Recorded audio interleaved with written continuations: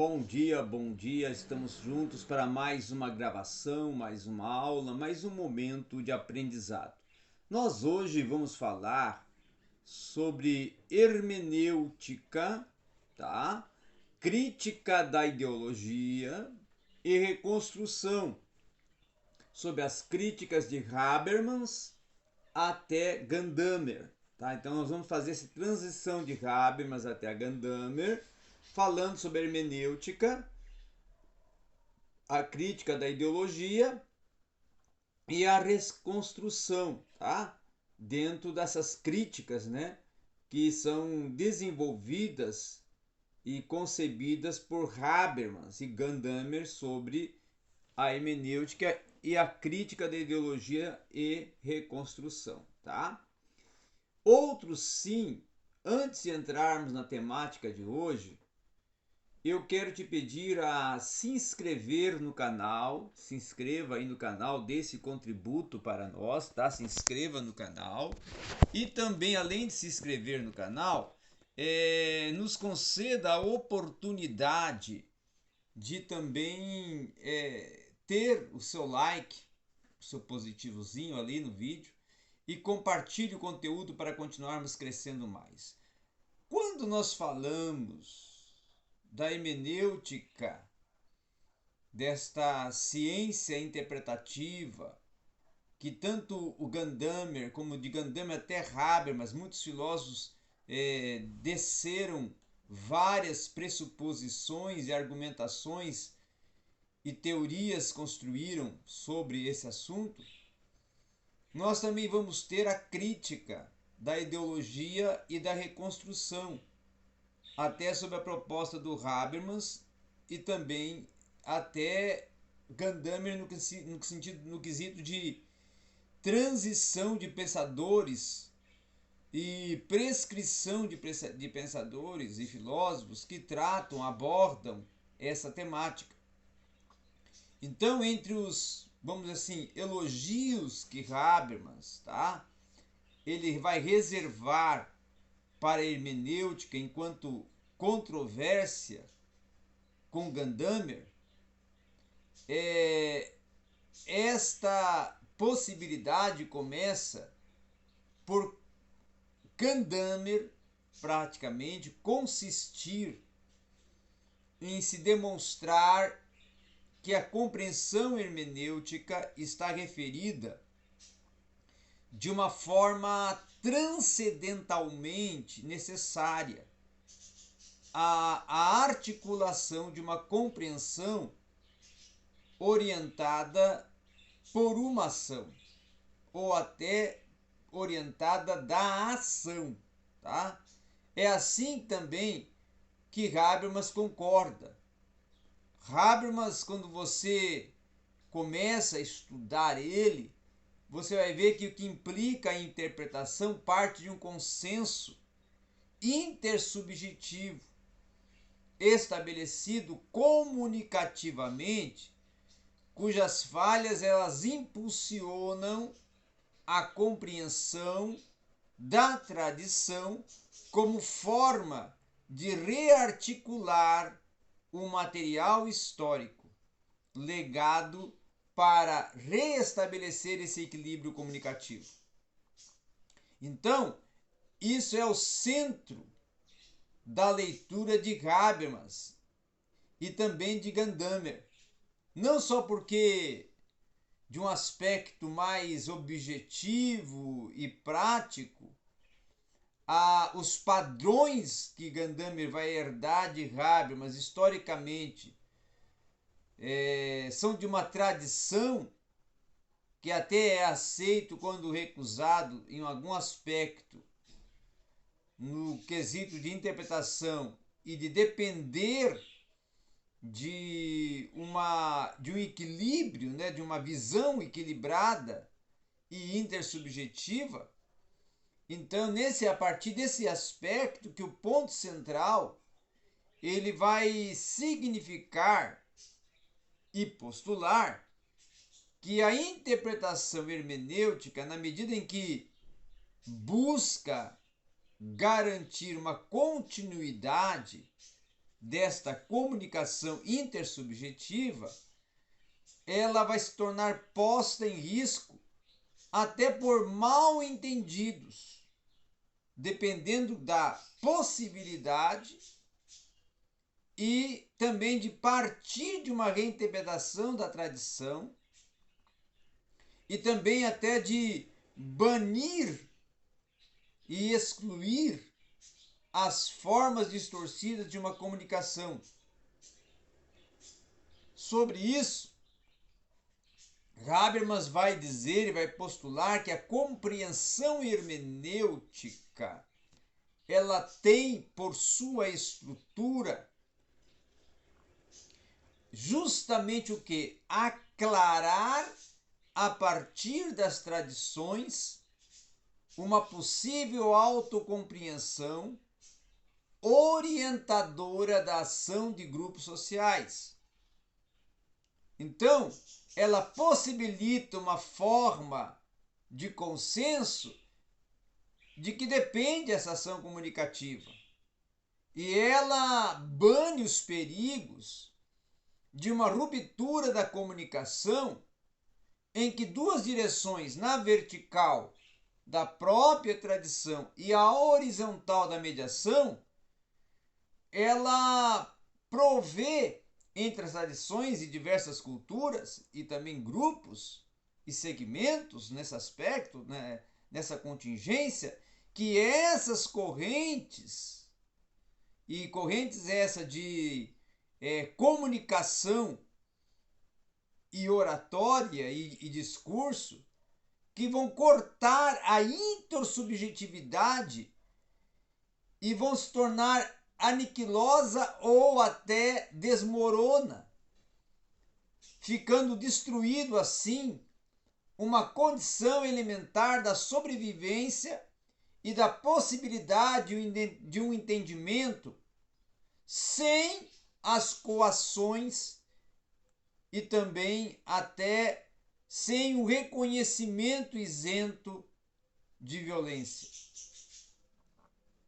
E aí é que nós podemos dizer que a hermenêutica ela tende a pôr em pé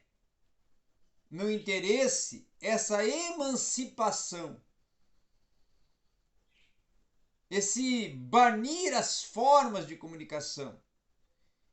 esse violentar em nome de um consenso livre e horizontal, tá?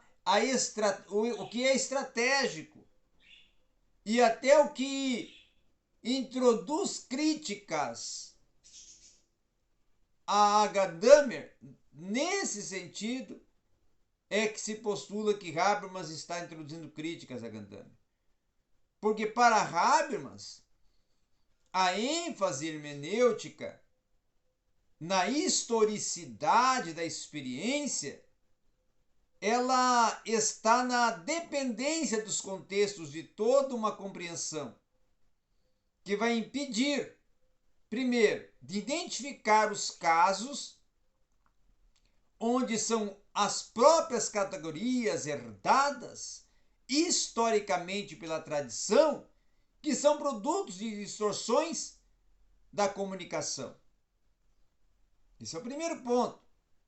E o segundo é reconstruir os critérios normativos para o estabelecimento de possíveis consensos como futuros livres de uma coerção sem imediatamente reconduzir tais critérios a um contexto da tradição.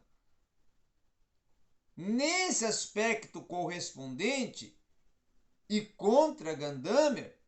é que Habermas vai encaminhar as suas críticas.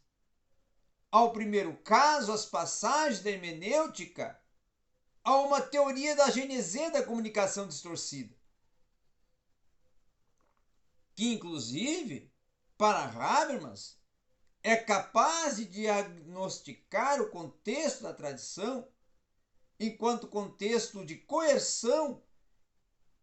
e, no segundo caso, até uma reconstrução da competência da comunicação normal, distorcida, entendida, até com um manejamento intuitivo de uma situação ideal, de uma fala contrafactual e que vai servir de um critério para uma crítica de forma de uma comunicação distorcida. E é nisto que começa a surgir as postulações de controvérsias e de debates, de confrontos, de uma dialética entre Habermas e Gadamer, de Gadamer e de Habermas para Gadamer, tá? Não de Gadamer para Habermas, de Habermas para Gadamer. Então, o primeiro texto de Habermas contra Gadamer, que é datado do ano de 1966, ele vai publicar uma lógica das ciências sociais que está muito mais próxima do programa de conhecimento do que do interesse do segundo texto, que vai propor uma pretensão de universalidade da hermenêutica. Tá? Já nesse quesito, a proposta então é apresentar as reconstruções racionais que ao mesmo tempo vão marcar um distanciamento com a relação ao programa teórico anterior. Então, essa dissociação da reconstrução, ela vai parecer insinuar o quê? Um retorno a um programa teórico em um sentido até tradicional, em que as pretensões universais e contextuais vão possibilitar uma perda de caráter hermenêutico, segundo Habermas, a partir de situar o problema que é pautado, e aí aonde Gadamer começa a Habermas e Gadamer discordam, na introdução de elementos teóricos que vão acabar afastando cada vez mais o pensamento hermenêutico do sentido de formular teorias da linguagem que são relativamente independentes do contexto e que não deixam de ser problemáticas no terreno de uma teoria crítica da orientação e da sociedade, e também depois até de reconstruir as críticas das soluções de Habermas como um trabalho que vai se encaminhar à direção dessa problematização. Já os limites da historicidade, que nós podemos dizer que eles começam retomando esse argumento geral da crítica de Habermas até a Gadamer. Segundo Habermas, o problema então geral da tese da historicidade aventada por Gadamer vai estar justamente em que tanto a compreensão do outro quanto a decisão prática de envolver o intérprete sempre irá depender da tradição que media a compreensão. Então, assim, por um lado, a compreensão do outro sempre irá depender também da vinculação à tradição linguística, de forma até que o sujeito só pode ser assegurado especificadamente de um texto de sentido na medida em que ele também permanece dependente de um contexto dogmaticamente recebido em seu conjunto e implicitamente sempre já fornecido. É por isso que nunca vai se conseguir acessar nada sem aqueles preconceitos cujos esquemas só podem, por sua vez, serem problematizados hermeneuticamente por uma autocompreensão que tudo já se articula em uma nova pré-compreensão. Então, é nessa proposta que o Habermas e o Gadamer, eles nunca vão conseguir até acessar aqueles e a partir acessar o quê? Sem aqueles preconceitos, sem aquelas esquemas que podem muitas vezes por sua vez serem problematizados hermeneuticamente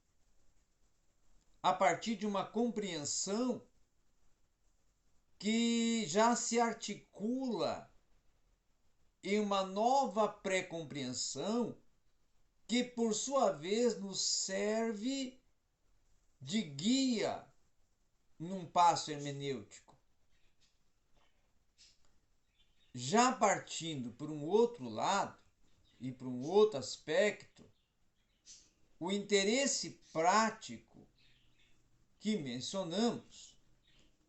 desta saída, ela se vê limitada pela impotência, que é produzida pelo fato de que quem quiser criticar alguns esquemas recebidos da tradição tem que começar participando neles. Então é isso apenas que vai se, vamos dizer assim, lograr, por sua vez, dentro de uma internalização das regras que irão definir os jogos de linguagem. E assim já vai se transformar em parte a estrutura da personalidade de quem fala. E é aí que, portanto, a liberdade da crítica é em parte prejudicada pelo fato de que ela só vai exercer a internalização daquilo que se deve criticar. Então, sendo assim, no que se diz respeito à intenção hermenêutica intencionada de banir as falhas da comunicação para garantir esse equilíbrio intersubjetivo, nós vamos notar que a clarificação hermenêutica das manifestações vitais ininteligíveis ou até mal entendidas, elas vão dever sempre retomar, nessa proposta dos dois, a um consenso confiavelmente estabelecido de tradições convergentes. A tese da historicidade, ela é aplicada à solução de problemas dos consensos que são perturbados de maneira que toda uma solução vai se possibilitar inserir um contexto de uma tradição que é constituída enquanto história dos efeitos. E é por isso que só podemos criticar as tradições respectivamente no sentido particular, na medida em que nós mesmos vamos pertencer a um contexto tradicional abrangente de uma língua. E aí que uma identificação na hermenêutica entre participação na tradição e a condição de possibilidade de um consenso estará livremente restabelecida. E essa historicidade, ela vai ser uma condição suficiente para os novos consensos, na medida em que a reflexão histórica irá conseguir resgatar consensos passados e os transformar via aplicação para problemas práticos atuais. Habermas não irá negar o fato de que toda tentativa de restabelecer esse consenso de posição irá partir de um contexto histórico determinado por esquemas tradicionalmente herdados. É verdade que o conhecimento ele está enraizado na tradição fática, que permanece ligada às condições contingentes. É assim como a crítica também vai permanecer ligada ao contexto tradicional que ela vai refletir. De uma forma que a hermenêutica terá razão quando diz que uma compreensão pode ser controlada, não por simplesmente saltar os contextos da tradição em que pertence o intérprete, mas também dentro de uma proposta em que surge uma diferença entre Habermas e Gadamer na maneira como se deve entender esse consenso prévio. Então é essa diferença que nos interessa descrever, até para compreendermos aonde surgem as críticas de Habermas, aonde elas estão enraizadas. Então, para Habermas, Gadamer entende o fato da dependência em um acordo histórico que é previamente cristalizado como um dado ontológico inevitável. Gadamer vai transformar a dependência da compreensão e contexto que a hermenêutica vai trazer à consciência e vai nos obrigar, a partir de em cada caso de uma autocompreensão apoiada na tradição e no desenrolar, propor assim novas pré-compreensões na medida em que somos instruídos pela experiência no primado ontológico inevitável dessa tradição linguística. Então é esse o primado ontológico de que vai se gozar a tradição linguística sob toda uma crítica e que vai implicar então até a ideia de que só podemos criticar esta ou aquela tradição pertencendo nós mesmos ao contexto global de uma tradição e de uma linguagem, com que, porém, nós vamos nos submeter de novo a uma coação hermenêutica de aceitar como o acordo sustentador e esse consenso explicativo ao qual pode-se conduzir um diálogo até retomado entre Habermas e Gadamer, que, embora tenha-se razão em reconhecer o fato da dependência hermenêutica de Gadamer a absolutividade, né, de transformar esse critério suficientemente compreensível em uma boa compreensão que vai retomar e confirmar o acordo de que é o genese do consenso dos dois. Então, a inevitabilidade do preconceito que Gadamer toma como produtiva, ela se converte na tese que existem bons preconceitos, ou seja, que tem origem na tradição em questão que permite-se restabelecer um entendimento com uma nova etapa dela. E é justamente essa passagem da inevitabilidade do fato e da sua legitimação enquanto até norma que Habermas vai interrogar, mas da inevitabilidade dessa antecipação hermenêutica irá se seguir esse ipso fato, ou seja, haverá um preconceito legítimo. Então essa dúvida que aponta que em Gadamer haverá um salto de uma questão de fato a uma questão de direito, nos termos que próprio Habermas vai dizer que Gadamer transforma a descoberta da estrutura e de preconceitos do compreender em uma reabilitação dos preconceitos enquanto tais, de maneira que a reflexão que contrasta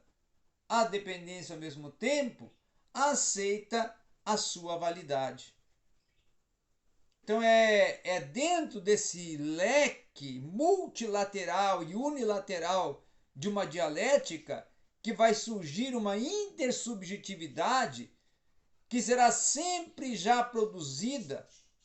de uma constante produção e de discordância a partir de uma constituição de sentido partilhado entre a visão e percepção de Gadamer para a contraposição de Habermas, que irá discordar de alguns postulados intersubjetivos de Gadamer a partir de alguns conceitos que são construídos. Obrigado a todos.